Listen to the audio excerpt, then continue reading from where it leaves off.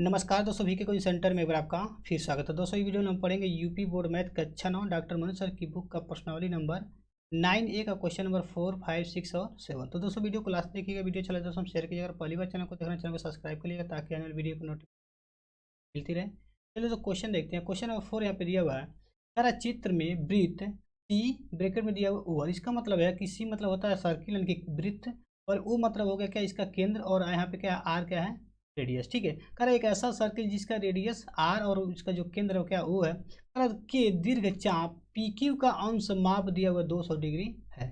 फिर कह रहा है लघु चाप का मान रेडियन में ज्ञात कीजिए। ठीक है, सबसे पहले देखिए इस क्वेश्चन का जो भी हमारा फिगर दिया हुआ है डॉक्टर मनोज सर की बुक में, वो हमारा क्या दिया गलत दिया हुआ है। जो 200 डिग्री ऊपर होना चाहिए उसको क्या किया इसने, इसमें लिख दे दिया। ठीक है, तो जो यहाँ पे दिया वो नहीं हो सकता। क्यों? क्योंकि देखिए क्या कोई भी अगर स्ट्रेट लाइन होता है, अगर स्ट्रेट लाइन की बात करें तो यहाँ पे टोटल एंगल कितना बनेगा, कहेंगे 180 अंश बनता है। ठीक है, और नीचे 180 अंश बनता है। इसका मतलब किसी भी पॉइंट पे टोटल कितने डिग्री का एंगल बनता है, कहेंगे 360। अब देखिए यहाँ पे इतना झुका हुआ है तो 200 डिग्री एंगल नहीं बन सकता। यानी इसको अगर हम सीधे स्ट्रेट बना दें, सीधा कर दें, तो टोटल डिग्री कितना बनेगा, इधर 180 बनेगा और इधर 180। इसलिए क्या है मिसप्रिंट दिया हुआ है, अब इसको समझ लीजिएगा। ठीक है, यानी जो 200 डिग्री दिया हुआ है वो क्या है दीर्घ चाप। क्वेश्चन में क्या कह रहा है कि दीर्घ चाप पी क्यू का अंश माप 2 है, 200 डिग्री है। ठीक है, तो दीर्घ चाप आपका क्या कहेंगे ये पी क्यू, और यहाँ पे देखिए जो तीर दिया हुआ है यहाँ बनेगा, बुक में यहाँ पे दे दिया। ठीक है, इसको आप लोग समझ लीजिएगा। चलिए एक क्वेश्चन देखते हैं। इसमें हमको क्या करना है, कह रहा है कि यहाँ पे जो 200 डिग्री दीर्घ चाप दिया तो हमको बताना है कि जो लघु चाप होगा उसका मान। पहले हम क्या करेंगे, इसको निकालेंगे, उसको हमको निकालना होगा रेडियन में। ठीक है, सबसे पहले यहाँ लिखेंगे दिया है। देखिए क्वेश्चन में क्या क्या दिया उसको लिखेंगे। तो दिया क्या है, यहाँ पे दिया हुआ है कर दीर्घ चाप पी क्यू का अंश माप 200 डिग्री। यहाँ पे लिखेंगे दीर्घ चाप पी क्यू का अंश माप कितना दिया हुआ है, ये दिया हुआ है 200 डिग्री। कितना दिया हुआ 200 डिग्री। ठीक, देखिए हमको निकालना क्या है, लघु चाप का मान रेडियन में निकालना है। यहाँ लिखेंगे लघु चाप का अंश माप,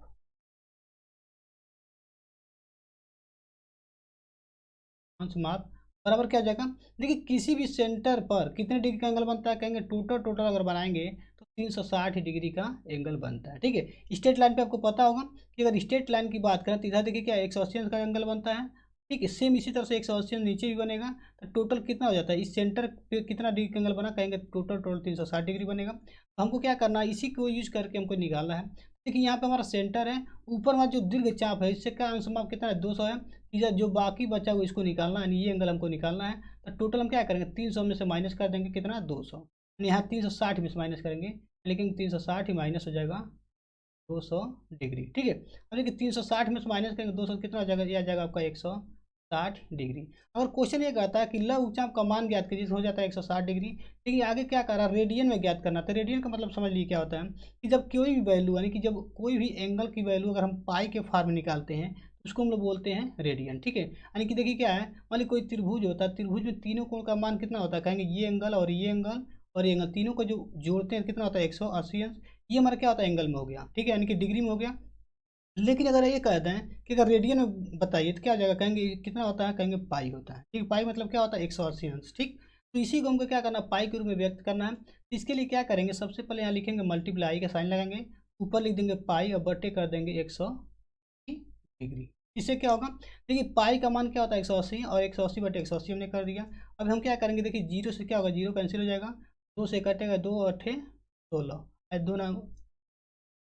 ठीक है, यानी यहाँ गया 8/9 पाई, क्या आ जाएगा, यहाँ हो जाएगा 8/9 पाई। अब इसको यहाँ पे लिख देंगे रेडियन। यहाँ पे डिग्री नहीं लिखेंगे कि 8/9 पाई, डिग्री नहीं लिखेंगे, यहाँ पे लिखेंगे रेडियन। क्वेश्चन में ये दिया हुआ था कि रेडियन में ज्ञात कीजिए, ये हमारा क्या हो जाएगा आंसर। ठीक, अगला क्वेश्चन देखिए 5 में कर चित्र में वो वृत्त का केंद्र है, वृत्त की त्रिज्या 17 सेंटीमीटर है, यदि ओसी बराबर 8 सेंटीमीटर तो जीवा की लंबाई ज्ञात कीजिए। देखिए ओ क्या है, इस वृत्त का केंद्र है। इसमें करा ओ ए क्या है, त्रिज्या है, जो कि दिया हुआ यहाँ पे करा 17 सेंटीमीटर, यहाँ 17 सेंटीमीटर लिखा हुआ है। फिर आया करा कि ओ सी बराबर 8 सेंटीमीटर है, यानी कि ओ और सी के बीच की दूरी क्या है 8 सेंटीमीटर है। ऐसे कर सकते हैं केंद्र से इसके जीवा के बीच की जो दूरी दिया हुआ करा 8 सेंटीमीटर है।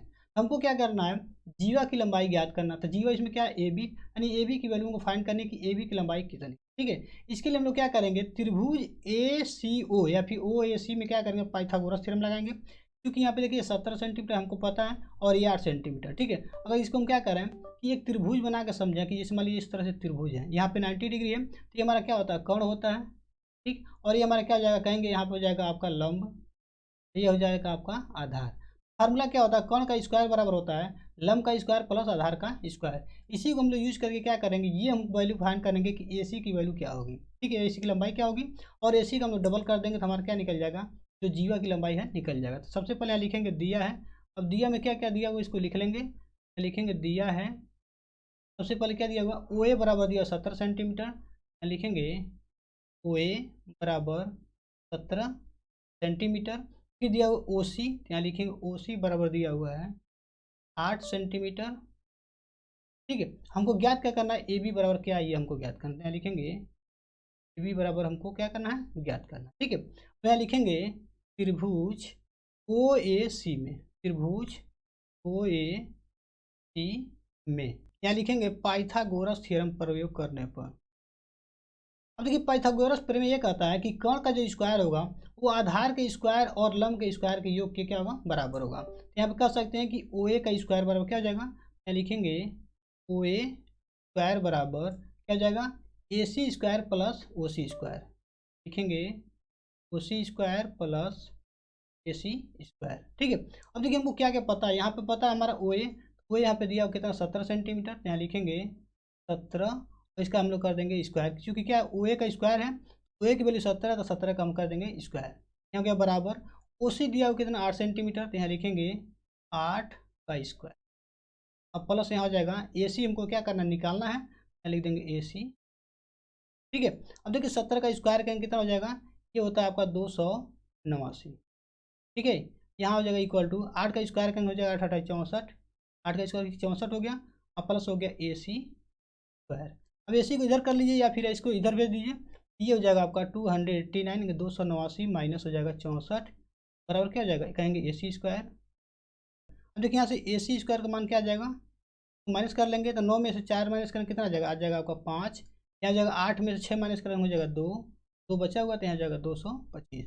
देखिए ए सी का मान क्या हो जाएगा, इसको हम लोग कर देंगे कड़ी में, किसी भी नंबर का अगर स्क्वायर दिया हुआ इधर क्या करेंगे, इसको हटाना है तो क्या करेंगे, इसको कड़ी में कर देंगे, ये हो जाएगा आपका अंडर रूट 225 एंड 200, इसकी वैल्यू कितना आ जाएगा, कहेंगे 15, ठीक है। यानी यहाँ आ गया आपका ए सी बराबर, सभी वैल्यू किसमें सेंटीमीटर में है, तो ऐसे कर सकते हैं कि ए सी बराबर क्या आ गया 15 सेंटीमीटर। अब देखिए हमको निकालना क्या है, जीवा ए बी की लंबाई, तो यहाँ लिखेंगे इसलिए जीवा ए बी बराबर क्या हो जाएगा, देखिए जो ए बी की लंबाई होगा ए सी की लंबाई का क्या हो जाएगा, डबल हो जाएगा, तो यहाँ लिखेंगे 2 इंटू क्या हो जाएगा ए सी, और ए सी की हमने लंबाई निकाला है, यहाँ लिखेंगे 2 गुणा क्या हो जाएगा, ए सी बराबर 15 है तो यहाँ हो जाएगा 15 सेंटीमीटर, तो 2 से मल्टीप्लाई करेंगे कितना आ जाएगा, आ जाएगा आपका 30 सेंटीमीटर। ये हमको क्या करना निकालना था, ये जाएगा आंसर। समझ लीजिए एक चीज़ और कि अगर मान लीजिए कोई भी सर्किल यहाँ पे दिया हुआ है, यहाँ पे इसका क्या है केंद्र है, और केंद्र के सामने अगर मान लीजिए कोई भी यहाँ क्या है एक जीवा दिया हुआ है, अगर इससे हम क्या कर परपेंडिकुलर अगर हम डालें इस जीवा पे 90 डिग्री पे, ठीक है, तो ये हमारा क्या करता है, इस जीवा को 2 बराबर भागों में डिवाइड करता है, यानी कि जितना लंबाई इसका यहाँ से होगा उतना ही लंबाई क्या होगा ये भी होगा, ठीक है। इसीलिए हमने क्या किया ए सी का डबल कर दिया, यानी कि ये वैल्यू और ये वैल्यू दोनों की जो लंबाई है ये लंबाई और ये लंबाई क्या होगा आपस में बराबर होगा, इसलिए जितना ये आया उसी का क्या कर देंगे डबल कर देंगे, ठीक है। इसलिए हमारा क्या आंसर 30 सेंटीमीटर। अगला क्वेश्चन देखिए 6 में कह रहा है चित्र में O M perpendicular A B, यानी यहाँ पे कह रहा है कि जो ओ एम है ए बी पे क्या है लंब है। फिर आगे कह रहा है त्रिज्या ओ सी बराबर 5 सेंटीमीटर, इसमें देखिए ओ सी क्या वृत्त की त्रिज्या है, की लंबाई दिया हुआ कह रहा है 5 सेंटीमीटर, ठीक। फिर कह रहा है जीवा बराबर दिया हुआ है, जीवा ए बी बराबर 8 सेंटीमीटर, इसमें देखिए क्या ए बी हमारी जीवा है, ठीक है। तो जो ए बी की लंबाई दिया हुआ कह रहा है 8 सेंटीमीटर, तो हमको ज्ञात करना ओ एम की माप, यानी हमको क्या करना है कि वृत्त के केंद्र से जीवा के बीच की दूरी यानी कि ओ एम की लंबाई ज्ञात करना है। हम सबसे पहले क्या करेंगे, यहाँ फेडी डालेंगे दिया है, और दिया में जो चीज़ दिया वो इसको लिखेंगे, ठीक है। यहाँ लिखेंगे दिया में क्या लिखेंगे कि त्रिज्या ओ सी बराबर 5 सेंटीमीटर, यहाँ लिखेंगे ओ सी बराबर 5 सेंटीमीटर। अब देखिए यहाँ पे दिया जीवा ए बी की लंबाई 8 सेंटीमीटर, तो यहाँ लिखेंगे ए बी बराबर 8 सेंटीमीटर, ठीक। अब देखिए जो ए एम की लंबाई है ए बी का क्या होगा आधा होगा, यहाँ लिखेंगे इसलिए ए एम बराबर क्या हो जाएगा, ए एम बराबर हो जाएगा ए बी बटे 2, ठीक है। ए बी में क्या करें 2 से भाग दे देंगे तो ए बी की लंबाई क्या है 8 है, तो यहाँ लिखेंगे 8/2, काट देंगे कितनी बार में कटेगा 4 बार में, ये आ जाएगा आपका 4 सेंटीमीटर। ए एम बराबर क्या आ गया, ये आ गया 4 सेंटीमीटर। ठीक, ओ को अगर ए से मिला तो भी हमारी क्या होगी, वृत्त की त्रिज्या होगी। सबसे पहले क्या करेंगे, ओ को हम लोग ए से मिला देंगे। जब ओ को ए से जब मिलाएंगे ये हमारी दूरी होगी ओ ए की, वो क्या होगी 5 सेंटीमीटर होगी। यहाँ लिख सकते हैं तथा ओ ए बराबर क्या हो जाएगा, ओ ए बराबर भी हो जाएगा आपको 5 सेंटीमीटर। अब लिखेंगे त्रिभुज इसमें ओ ए एम में, त्रिभुज ओ ए एम में क्या लिखेंगे, पाइथागोरस प्रमेय से। अब देखिए पाइथागोरस प्रमेय से क्या होगा, ओ ए का जो स्क्वायर होगा ए एम का स्क्वायर प्लस ओ एम का स्क्वायर के बराबर होगा। तो यहाँ लिखेंगे ओ ए स्क्वायर बराबर M square plus O M square. ठीक, अब देखिए ओ ए हमने निकाला क्या 5 सेंटीमीटर, तो यहाँ क्या कर देंगे 5 का स्क्वायर बराबर ए एम कितना आया है 4, तो यहाँ कर देंगे 4 का स्क्वायर प्लस ओ एम हमको निकालना, तो यहाँ लिखेंगे ओ एम स्क्वायर। ठीक है, 5 का स्क्वायर कितना होगा 25 होगा बराबर 4 का स्क्वायर हो जाएगा 16, 4 4 को 16 और प्लस हो जाएगा ओ एम का स्क्वायर। अब देखिए यहाँ से ओ एम स्क्वायर का वैल्यू क्या आ जाएगा, यहाँ लिखेंगे ओ एम स्क्वायर बराबर 25 में से क्या आएगा 16 माइनस कर लेंगे, तो यहाँ लिखेंगे 25 माइनस। ठीक, तो इसको यहाँ हल कर लेते हैं, यहाँ जाएगा आपका ओ एम स्क्वायर बराबर, ठीक है 25 में 16 माइनस कर कितना आ जाएगा 9 आ जाएगा। ठीक है, तो यहाँ ओ एम स्क्वायर है तो ओ एम की वैल्यू क्या आ जाएगा कड़ी में 9, लिखेंगे ओ एम बराबर हो जाएगा √9। कड़ी में 9 की वैल्यू क्या होती है 3 होती है, तो यहाँ आ जाएगा आपका ओ एम बराबर 3। क्वेश्चन में क्या पूछा गया था, कह रहा था ओ एम की लंबाई यानी ओ एम की माप ज्ञात कीजिए। तो ओ एम की माप क्या आ गया 3 सेंटीमीटर, यानी यहाँ से कर सकते हैं ये वैल्यू कितना आ गया 3 सेंटीमीटर, ये हमारा क्या जाएगा। ठीक, अगला क्वेश्चन देखिए 7।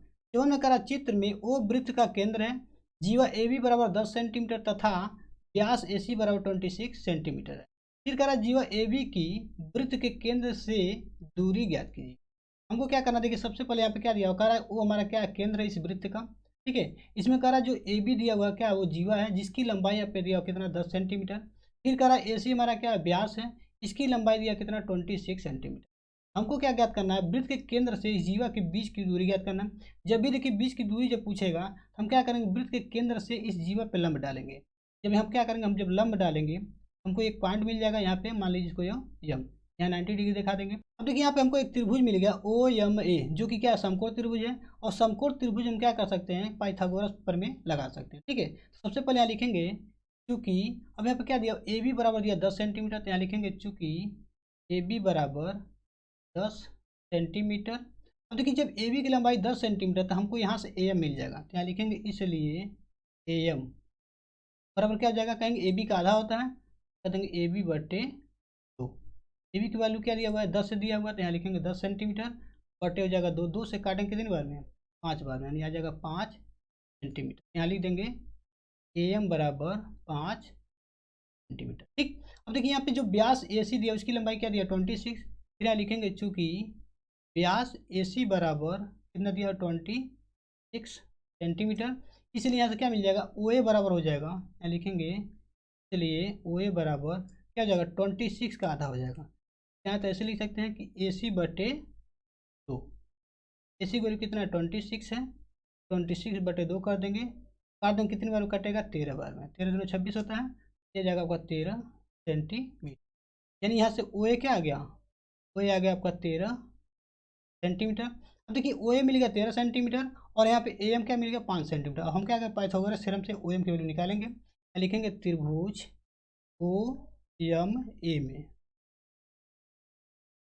हम यहाँ पे लिखेंगे पाइथागोरस प्रमेय से। अब देखिए पाइथागोरस प्रमेय से क्या होगा, ओ ए का स्क्वायर बराबर क्या जाएगा, कहेंगे A M square plus O M square. लिखेंगे ओ ए का स्क्वायर बराबर क्या जाएगा ए एम स्क्वायर प्लस हो जाएगा ओ एम स्क्वायर।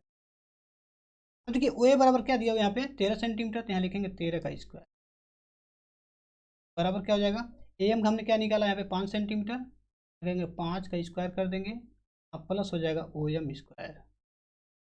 ठीक, देखिए 13 का स्क्वायर कितना आता है 169 यानी 169 बराबर 5 का स्क्वायर होता है 25 प्लस क्या हो जाएगा O M square. O M square यहाँ निकाल लेंगे तो यहाँ हो जाएगा आपका ओ एम स्क्वायर बराबर अब क्या करेंगे, 169 में 25 माइनस कर देंगे तो यहाँ लिखेंगे 169 माइनस हो जाएगा 20।